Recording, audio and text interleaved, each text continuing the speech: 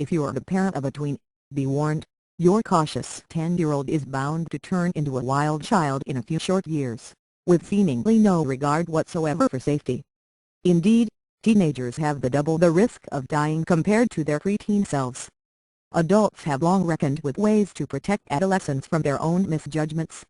Only recently, however, have researchers really begun to understand how the teen brain is wired and that some of what appear to be teen senseless choices may result from biological tendencies that also prime their brains to learn and be. Thank you for trying verbose. This recording will go away once the product has been purchased. Flexible. Take teens' perception of risk. It's certainly different from that of adults, but not in the ways you'd expect. Research shows, for instance, that teens tend to wildly overestimate certain risks, of things like unprotected sex and drug use, not to lowball them as one would predict. So, it may be that teens' notorious risk-taking behavior stems not from some immunity to known risks, but rather, as a new study now suggests, from their greater tolerance to uncertainty and ambiguity, that is, unknown risks. Relative to adults, adolescents engage more. Thank you for trying verbose. This recording will go away once the product has been purchased. In unknown risks than they do in known risks, says Agnieszka Lamila, a postdoctoral student at New York University and the lead author of the study, which was published in the Proceedings of the National Academy of Sciences. Teens, it seems, love the unknown. To examine the differences in risk-taking between teens and adults, researchers studied 33 healthy adolescents aged 12 to 17, along with 30 normal adults aged 30 to 50. They all engaged in a gambling game, in which they could take a definite $5 reward or choose between the possibility of getting a thank you for trying verbose. This recording will go away once the product has been purchased. Much larger payout or nothing at all. The payout was based on whether there was a greater number of red or blue poker chips in a stack of 100. To vary the ambiguity, larger or smaller portions of the stacks were hidden from view. In this way, the trials provided different amounts of information about the risks involved. For example, in some trials, participants could choose between the $5 and clear 50% chance of winning $50. In others, however, they had a choice between $5 and varying amounts of money, up to $125, but the probability of thank you for trying verbose. This recording will go away once the product has been purchased. Winning appeared to vary from 25% to 75%.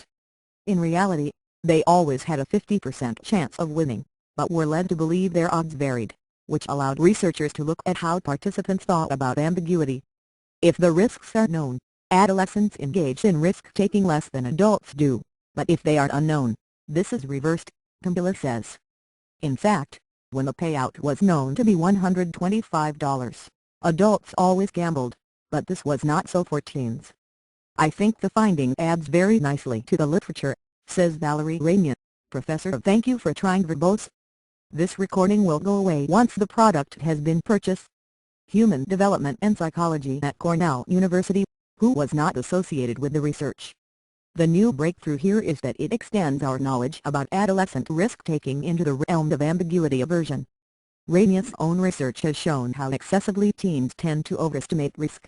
For example, when asked about the risk of AIDS in one study, adolescents estimated that a teenage girl who is sexually active has a 60% chance of contracting HIV. The actual odds are minuscule for most Americans. This perception, however, doesn't prevent teens from engaging in risky behavior. Why? Because teens have a thank you for trying verbose. This recording will go away once the product has been purchased. Different style of information processing, Ramian argues. They may get lost in the details about specific risks and overly focus on possible rewards, while ignoring the overall gist of the problem, i.e., the ultimate consequences.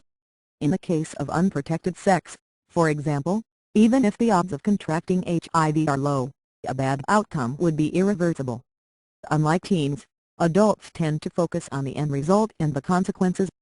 Time.com, teens' IQ may rise or fall over time. Oddly, teens' information processing style seems to rely on the uniquely human rational parts of the brain.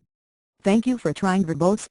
This recording will go away once the product has been purchased.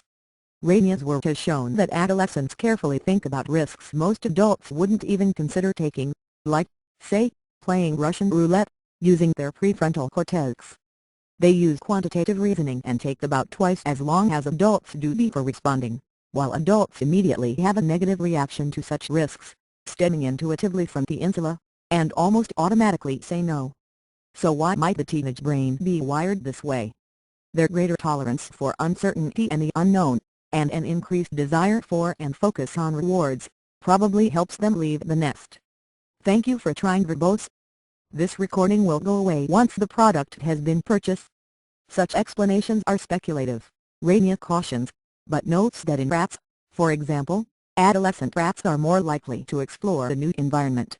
You don't know what you're going to find. That's sort of the definition of a novel environment.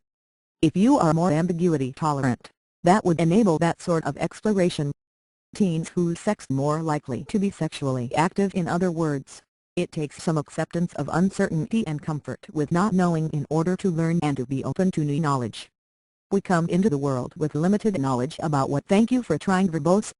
This recording will go away once the product has been purchased. Kind of consequences we will experience after making decisions, and also about how likely these different outcomes are, says Jamila.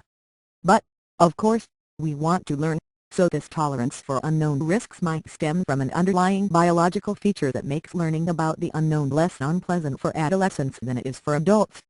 An early part of learning any type of new skill, from typing to teaching, is accepting instruction and consciously thinking about all of the tactics and techniques involved in performing the skill. While novices need to think step by step, however, experts will thank you for trying verbose. This recording will go away once the product has been purchased. Have incorporated the best routines into their brains to the point that they become automatic. This may be why the teen brain uses the higher order cortex for risk decisions. It hasn't yet made enough of them to develop an intuitive reaction that it can offload to other brain regions.